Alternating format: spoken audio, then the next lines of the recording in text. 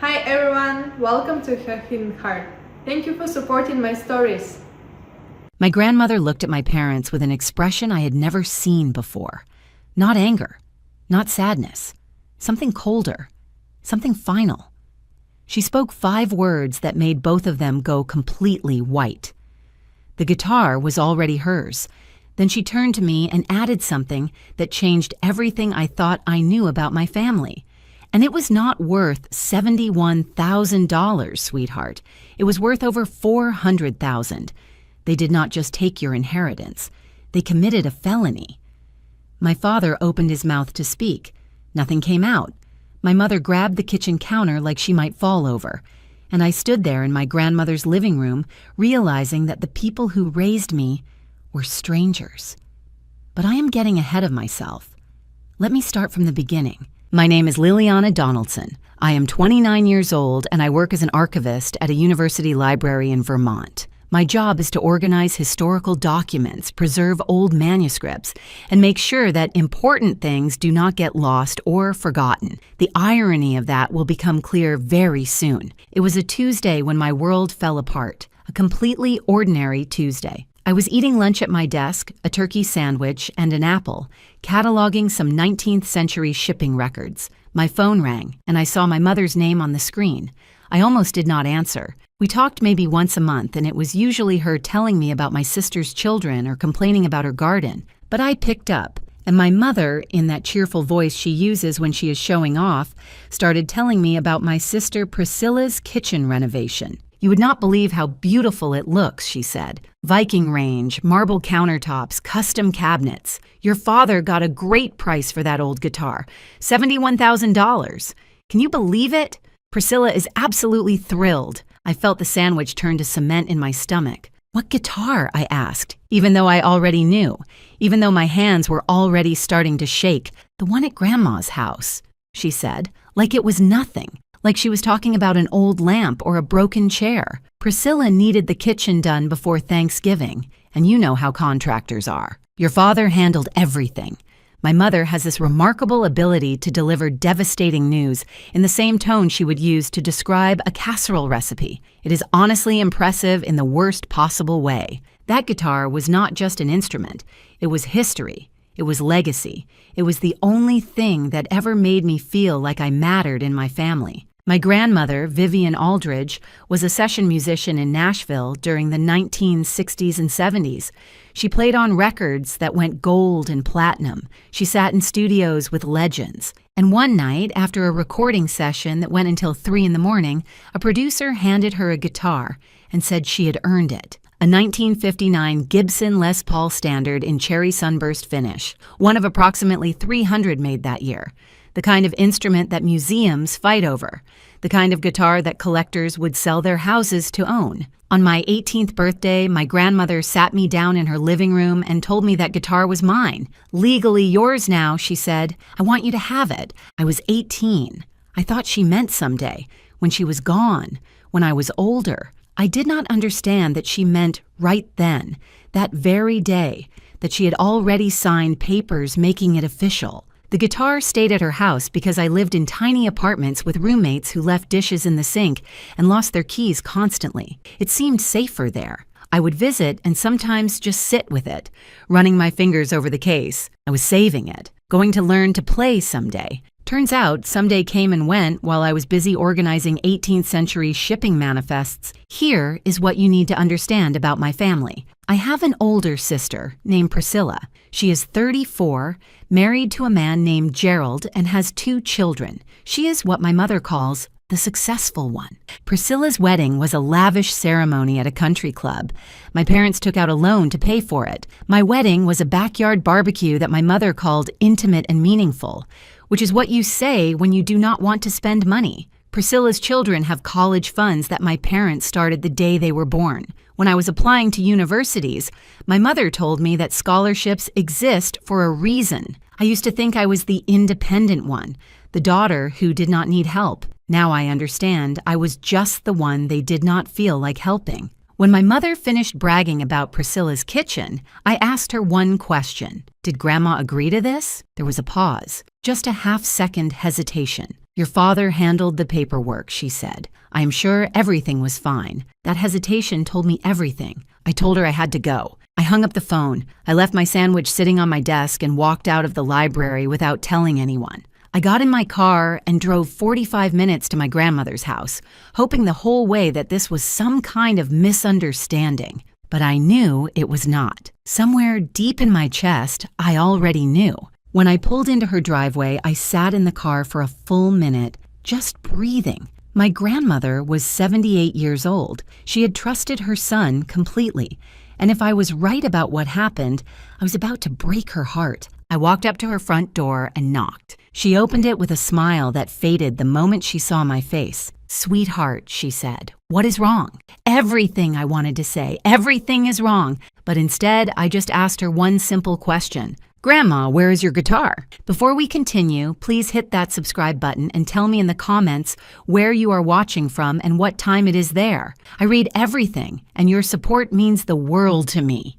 My grandmother's face went through 3 expressions in about 2 seconds. Confusion, then concern, then something that looked almost like fear. "Richard took it 3 weeks ago," she said slowly, "for appraisal. He wanted to get it properly insured." She paused, and her voice got quieter. "He said it was for you, Liliana. He told me you had been worried about it sitting here unprotected. I felt like someone had punched me in the stomach. My father had used my name. He had made my grandmother believe she was helping me while he robbed us both. I never said that," I told her. "Grandma, I never asked him to do anything." Her hand went to her chest. She stepped back from the doorway and sat down heavily on the couch behind her. I followed her inside and closed the door, watching the color drain from her face. "He said he had a buyer lined up," she whispered, "a collector who specialized in vintage instruments. He said you would get the money. He said you needed it for your student loans. I paid off my student loans 2 years ago." My father knew that. He had been at the dinner where I announced it, where my mother said, "That is nice," and immediately changed the subject to Priscilla's children. I called my father right there, standing in my grandmother's living room. I put him on speakerphone so she could hear. He answered on the 3rd ring, sounding annoyed. "I was in a meeting, Lily." "What is it?" "I need to ask you about Grandma's guitar," I said, keeping my voice steady. His tone shifted immediately, smoother, more careful. "Oh, that. Yes, Mom signed an authorization.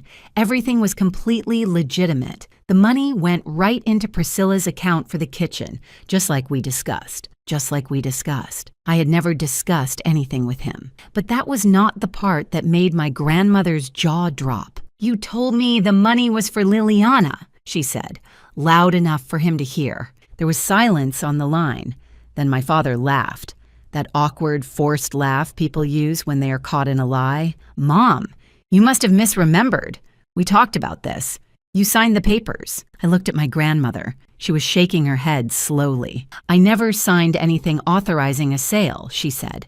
"Richard, I trusted you." More silence. Then my father's voice went cold. "I have the document right here. Your signature is on it. I do not know what kind of game you two are playing, but I handled this properly. Talk to my lawyer if you have a problem." He hung up. My grandmother stared at the phone in my hand like it was a snake. That smooth, confident denial, that casual dismissal of her memory, that complete lack of guilt. She looked up at me with tears in her eyes. "I never signed anything, Liliana. I swear to you. I thought he was helping, and I believed her." My father had lied so easily, so smoothly that I knew this was not his first time. People do not get that good at deception overnight. That evening, my sister Priscilla posted photos in our family group chat. Her new kitchen gleamed under professional lighting. Viking range with 6 burners, marble countertops with gray veining, custom white cabinets with brass handles. Finally, she wrote with 3 heart emojis. "Thank you, Mom and Dad." The comments rolled in from aunts and cousins. "Gorgeous. So jealous. You deserve it, sweetie." I stared at my phone screen until it went dark. Nobody mentioned where the money came from. Maybe they did not know. Maybe they did not want to know. I almost convinced myself to let it go. I spent my whole life being the reasonable one, the one who did not make waves, the one who understood that some people need more and some people need less. And I was always somehow in the second category.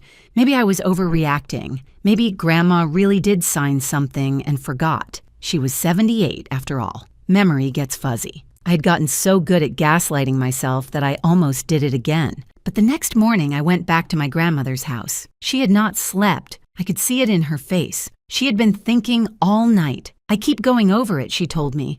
Richard came on a Tuesday morning.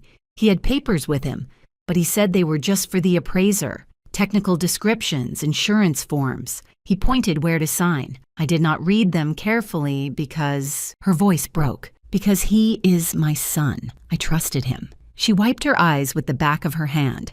Then her expression changed, harder, clearer. But I never authorized a sale, she said, and I have been remembering other things. She told me about the jewelry. 3 years ago, my father had offered to take some of her pieces to be cleaned, a diamond brooch that belonged to her mother, a vintage watch from the 1940s, a pearl necklace she wore on her wedding day. They never came back. She had asked him about them twice. The first time, he said the jeweler was backed up. The second time, he said she must have already picked them up and forgotten. I thought I was losing my mind, she said. I went to a doctor. I was terrified I had dementia. I cried for weeks, thinking I could not trust my own memory anymore. She looked at me, and I saw something in her eyes that I had never seen before. My grandmother had survived the music industry in the 1960s. She had held her own in rooms full of men who wanted to take credit for her work. She was not a fragile old woman. She was furious. Turns out I was not losing my memory, she said. I was losing my belongings, and my son was letting me believe I was going crazy, so I would not ask questions. She stood up slowly, walked to the hook by the door, and grabbed her car keys. Where are we going? I asked. The bank, she said. There is a safe deposit box with your name on it. I should have shown you years ago, but I kept hoping I was wrong about him. She opened the front door and looked back at me. I was not wrong. The bank was a small brick building in the center of town. My grandmother had been a customer there for over 40 years. The manager greeted her by name and led us to the vault without asking questions. The safe deposit box was in both our names. I did not even know I was on it. Grandma pulled out a manila folder thick with documents and handed it to me. Her hands were steady, but her eyes were not. Open it, she said. The first document changed everything. It was a notarized gift deed dated August 15, 2014, my 18th birthday. In clear legal language, it transferred full ownership of the 1959 Gibson Les Paul Standard, serial number 94721, from Vivian Aldridge to Liliana Donaldson. There were witness signatures. There was a notary stamp. It was completely, unquestionably legitimate. I told you it was yours, my grandmother said quietly. I meant legally yours. That day, I stared at the document in my hands. I thought you meant eventually, I said. When you were, I thought, I know. She nodded slowly. I should have explained it better. I should have given you a copy, but I hoped it would never matter. I hoped I was wrong about your father. She took a breath. I started seeing problems years ago. Small things. Money I lent him that disappeared. Family items that went missing. Little lies that did not quite add up. He is my son. I love him. But I have not trusted him in a very long time. She had done this secretly, used her own attorney, not the family lawyer, kept the document in a safe deposit box my father did not have access to, never told anyone. She had been protecting me for 11 years, protecting the guitar, waiting for exactly this kind of betrayal. Your grandmother was basically running a counterintelligence operation from her kitchen table. I had clearly underestimated her. There was a second document in the folder, a professional appraisal from 2018. A specialist in vintage instruments had examined the guitar, verified its authenticity, and assessed its value, $385,000. I read the number 3 times. Then I read it again. That was 7 years ago, my grandmother said. Prices have gone up since then. I checked recent sales last year. Guitars like yours are selling for over $400,000 now. My father had sold it for $71,000. Either he was catastrophically ignorant about what he was stealing, or the buyer had taken advantage of his desperation. Probably both. When we got back to my apartment, I started researching. The buyer was a dealer in Boston called Morrison Fine Instruments. Their website was sleek and professional. They specialized in rare vintage guitars, and their tagline made my stomach turn. "We find value others miss." I searched their current inventory, and there it was, my guitar, my grandmother's guitar, posted with professional photographs and detailed provenance, $449,000. They knew exactly what they had bought for $71,000. They were planning to make nearly $400,000 in profit. But that was not the worst part. I kept digging. I remembered something my father had mentioned at Thanksgiving last year. He had been getting some old things appraised. I had not paid attention at the time. Why would I? My father was always talking about schemes and deals that never went anywhere. 2 weeks later, I was at my parents' house for my nephew's birthday party. While everyone was in the backyard watching the kids, I slipped into the kitchen and opened the junk drawer. Every family has one. The drawer full of batteries and rubber bands and old takeout menus and business cards. Morrison Fine Instruments. Theodore Morrison, proprietor. On the back, handwritten in blue ink, Richard. Call me about the Gibson anytime. Ted. This was not a random sale. My father had been planning this. The dealer had been waiting. I took a photo of the card and put it back exactly where I found it. That night, I sat at my kitchen table and did what I do best. I built a timeline. I organized evidence. I documented everything. My father knew about the dealer for at least a year. He took the guitar from my grandmother under false pretenses, claiming it was for appraisal and insurance. He forged her signature on an authorization to sell.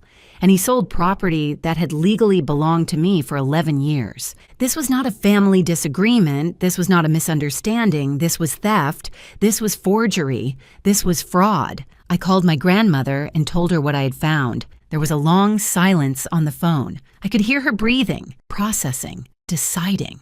When your grandfather was dying, she finally said, "He made me promise to take care of Richard.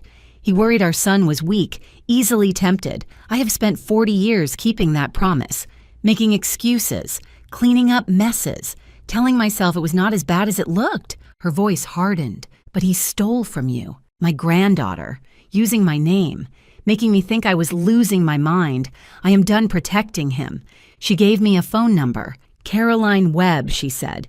"She is an attorney in Burlington. She specializes in fraud and estate disputes. She is expensive, but she wins." "Grandma, I cannot afford." "I can," she said. "This is exactly what I save my money for. Protecting my family.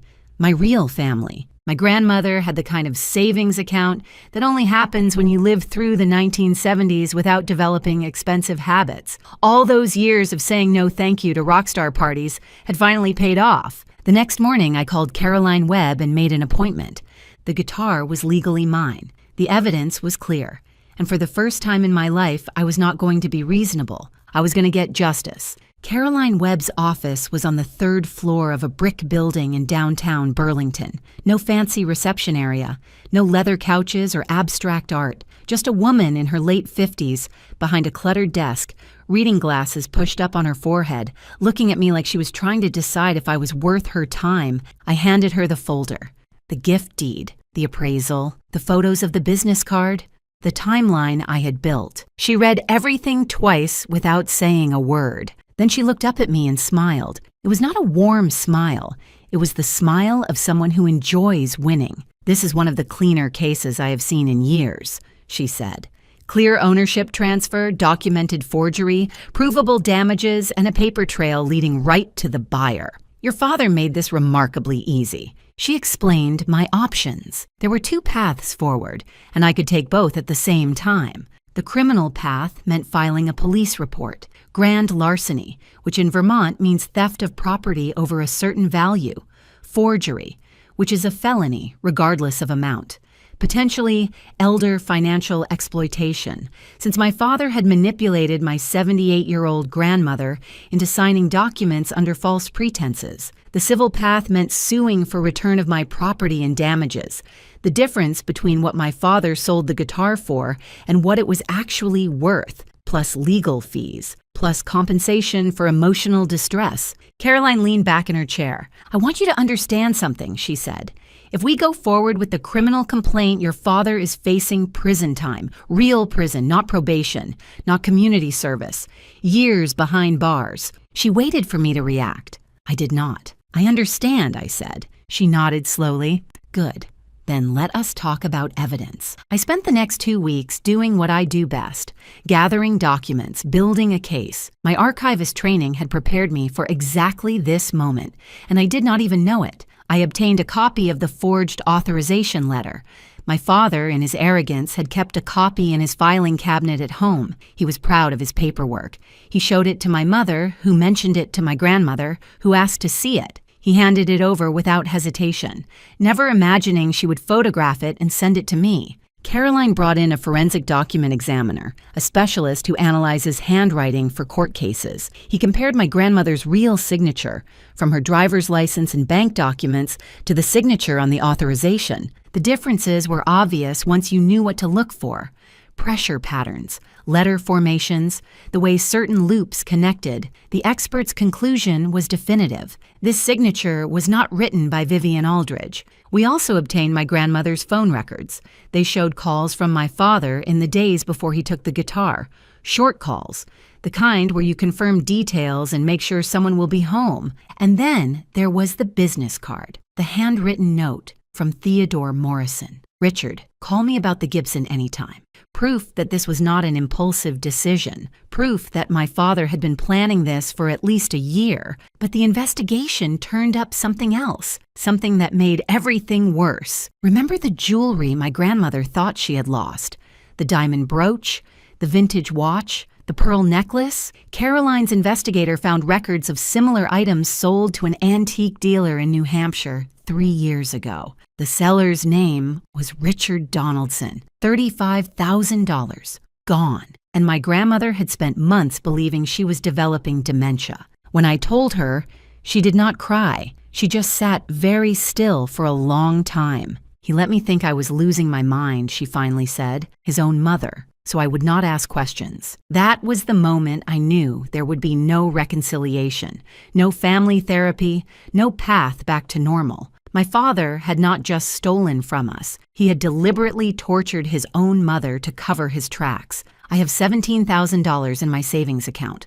Not a fortune, but not nothing either. Years of packing lunches and skipping vacations and saying no to things I wanted. Meanwhile, my sister's brand new kitchen had cost $68,000 of stolen money. I had spent my whole life being responsible, and my parents had spent 30 seconds deciding I did not deserve what was mine. Caroline prepared 3 demand letters. The first went to Morrison Fine Instruments. Return the guitar immediately or face litigation for receiving stolen property. We know the seller did not have legal authority.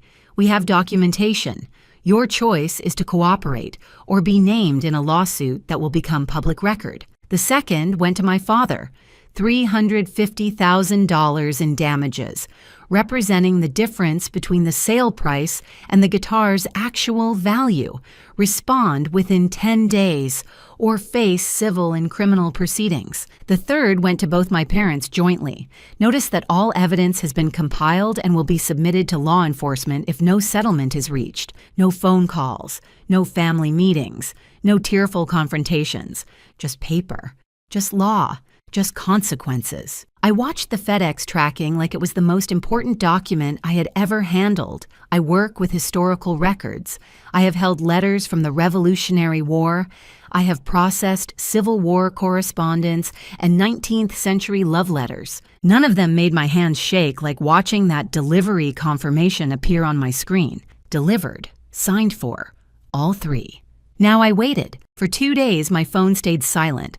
I went to work. I ate lunch at my desk. I cataloged manuscripts and answered emails and pretended everything was normal. On day 3, my phone started ringing, and it did not stop. If this story has you on the edge of your seat, please take a second to subscribe and hit that notification bell. It really helps me keep making these stories for you, and your support means everything. Now let us see what happens next. The dealer folded first. 2 days after receiving Caroline's letter, Morrison Fine Instruments responded through their attorney. They would return the guitar immediately. No litigation necessary. They would also provide complete documentation of the sale, including all communications with my father. They did not want publicity. A vintage instrument dealer's reputation is everything. Word that they had purchased stolen property, even unknowingly, would destroy them in the collector community. Caroline called me with the news. They folded faster than a lawn chair in a hurricane, she said, and they are giving us everything. Everything turned out to be very useful. The communications between my father and Theodore Morrison painted a clear picture. My father had reached out first, not the dealer. He referenced the business card from a year earlier. He described the guitar and said it was a family piece we need to sell quickly. Morrison asked one question. "Does your mother know?" My father's response. "She authorized it. Paperwork is done." The dealer offered $55,000. My father countered at $75,000. They settled at $71,000. The whole negotiation took 4 days.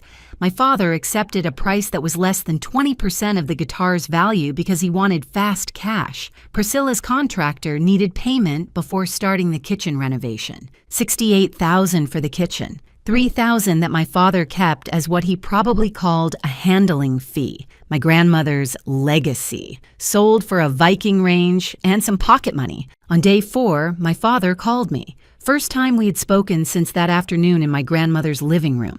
His voice started out controlled, almost professional. "Liliana, this is family business. You are bringing lawyers into family business. This is not how we handle things." I kept my voice steady. "You stole my property," I said. "That makes it legal business." He tried anger. "After everything we have done for you, after all the sacrifices your mother and I made," I asked him a simple question. "What exactly have you done for me?" Silence. He tried bargaining. "We can work this out, pay you back over time.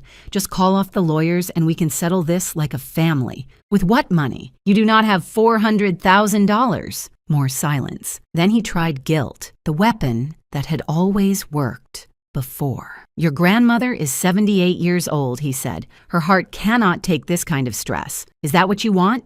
To put your grandmother in the hospital?" "Grandma is the one who hired the attorney," I said. The longest silence yet. Then he hung up without another word. Caroline filed the police report the next day. All the evidence, the forged signature, the expert analysis, the communications with the dealer, the pattern of theft going back years. A detective was assigned to the case.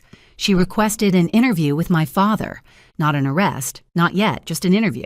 My father hired an attorney, not a good one. He could not afford good. The attorney's advice was to cooperate, answer questions, and look remorseful. During the interview, my father tried to minimize everything. "Family misunderstanding," he said. "My mother is elderly. She gets confused. My daughter is emotional." The detective was not impressed. "Family misunderstandings do not involve forged signatures," she said. That was when my father realized this was not going away. This was not something he could talk his way out of. This was not a situation where being charming and confident would save him. 3 days later, my mother called. She was crying. She always cried when she wanted something. "How could you do this to your father?" she said. "How could you tear this family apart?" I asked her the obvious question. "How could he do this to me?" She had an answer ready. "It was for Priscilla. She needed that kitchen. She has children, Liliana. She has a family to take care of. And what do I have?" She did not answer. "You were always so independent," she finally said. "So self-sufficient. We did not think you would mind." And there it was, the truth, exposed without her even realizing what she had admitted. They did not think I would mind being robbed. They did not think I would notice. They did not think I mattered enough to consider. "I minded," I said, and then I hung up. The last call came from my sister. Priscilla's voice was different than I expected. Not angry, not defensive, shaken. "Liliana, I need you to know something. Mom and Dad told me Grandma agreed to sell the guitar. They said she wanted to help with the kitchen. They said it was her idea." "I know," I said. "I never would have accepted the money if I knew." She trailed off. "Are you going to sue me?" Her voice cracked. "Am I part of this?" "You received the money," I said. "You benefited from the theft. I did not know it was stolen. That is for the lawyers to sort out." Long silence. "This is going to destroy Mom and Dad," she said. "They destroyed themselves," I told her. "I am just the one who finally noticed." 6 weeks after I sent the letters, the guitar came home. A bonded courier delivered it to my apartment.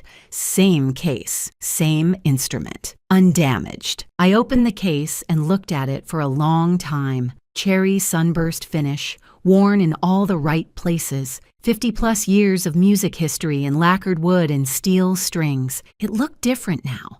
Not because it had changed, because I had. It was never about the money, but it was never just about the guitar either. It was about being seen, being valued, being believed. I closed the case and called my grandmother. "It is home," I said. She started to cry, but this time I knew they were the right kind of tears. The legal process took 4 months from start to finish. My father's attorney reviewed the evidence and gave him advice he did not want to hear. A trial meant public record, media attention, guaranteed conviction. The evidence was overwhelming. The forged signature, the documented communications, the pattern of previous thefts. A plea deal meant some control, reduced charges, potentially shorter sentence. My father chose the plea deal, not because he was sorry, because he was calculating, even now. He stood before a judge in a Vermont courthouse and pleaded guilty to 2 felony charges: grand larceny for the theft of property valued at over $100,000, forgery for the falsified authorization. The judge was not sympathetic. "This was not a moment of weakness," she said. "This was a calculated theft from your own daughter, facilitated by manipulating your elderly mother. The court finds no mitigating circumstances. Richard Donaldson, 2.5 years in prison, 5 years probation after release, felony record permanent. He would not be able to vote. He would not be able to own firearms. Most professional jobs would be closed to him forever." He did not look at me when the sentence was read. He did not look at anyone. My mother pleaded guilty to a lesser charge, accessory after the fact, reduced from a felony to a misdemeanor. She had known about the sale. She had helped cover it up. She had repeated my father's lies when my grandmother asked questions. Her sentence was 3 years probation and 200 hours of community service. No prison time.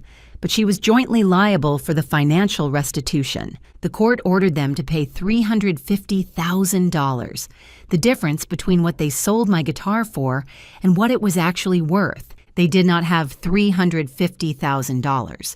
Nobody thought they did.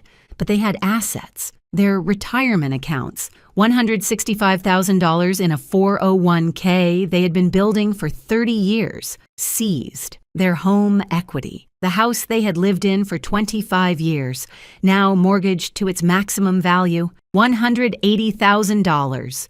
Total recovered, $345,000. The remaining $5,000 would come from garnished wages. My mother, at 57 years old, would spend the rest of her working life paying off what they stole from me. Their retirement plans, gone. Their financial security, gone. Their golden years of travel and relaxation, replaced with a small apartment and a job my mother had to take at a medical office reception desk. I did not feel happy about it, but I did not feel guilty either. The dealer faced his own consequences. Theodore Morrison could not be criminally charged. He claimed he had no way of knowing the guitar was stolen, and proving otherwise would have been difficult. But civil liability was another matter. He settled out of court, returned the $71,000 purchase price plus $15,000 in damages. His legal fees probably doubled that. Worse than the money was the reputation. Word spread fast in the vintage instrument community. Morrison Fine Instruments had bought a stolen Gibson Les Paul from a seller who obviously did not have proper title. They had paid less than 20% of its value. They had asked minimal questions. Other collectors started talking. Other sellers came forward with complaints. Within a year, Morrison Fine Instruments closed permanently. 30 years Theodore Morrison had spent building that business. Gone because he got greedy with the wrong guitar. My sister Priscilla was not legally liable. She genuinely did not know about the forgery. The court accepted that she believed our parents when they said grandmother had approved the sale, but $68,000 of stolen money had paid for her kitchen. Morally, she owed it. Legally, she could not be forced to pay. She paid anyway, not because she wanted to, because she had no choice. With our parents' assets seized and our father heading to prison, there was no more family money, no more safety net. Gerald, her husband, looked at the situation clearly for the first time. His in-laws were criminals. His wife's family was publicly disgraced. The comfortable life he had married into was gone. He filed for divorce 6 months later. No affair, no dramatic confrontation. He just decided the cost of staying was higher than the cost of leaving. Some people marry for love. Some marry for money. Gerald married for the idea that things would always be easy. When they stopped being easy, so did he. Priscilla sold the Viking range, sold the marble countertops, sold the custom cabinets, got $28,000 for all of it. Used kitchen equipment does not hold its value. She took a job at a department store. First job she had worked since before her wedding, 12 years ago. She lives in that same house now with laminate countertops and basic appliances, and no husband to complain about them. We do not talk much, but we do not hate each other either. My grandmother changed her will. She did not announce it, did not make a scene, just met with her attorney and filed the paperwork. Richard Donaldson, her only son, would receive exactly $1, enough to prevent him from contesting, not enough to matter. Priscilla Hoffman would receive family photographs and personal letters, things with sentimental value, things that cannot be sold. Liliana Donaldson would receive everything else, the house, the savings, whatever remained. I told her she did not have to do that. She looked at me with those sharp eyes that had seen so much. I spent 40 years protecting a man who did not protect anyone but himself, she said. That is finished now. You are my family. You always were. 6 months after the trial, I visited her with the guitar. I had been taking lessons. I was still not good. My fingers fumbled on the frets and my rhythm was inconsistent, and I could only play 3 songs all the way through without mistakes. But I played one of them for her, the first song she ever taught me, sitting in her living room when I was 8 years old. I had not remembered it until I started learning again, but my hands remembered. She listened with her eyes closed. When I finished, the room was quiet. Late afternoon light came through the windows. The guitar was warm against my chest. I knew you would take care of it, she said. That is why it was always yours. I nodded. I could not speak. We sat together for a long time after that, not talking, not needing to.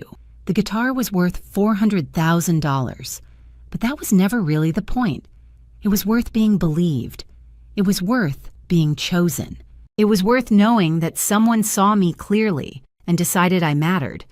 The people who truly love you never ask you to make yourself smaller so someone else can feel bigger.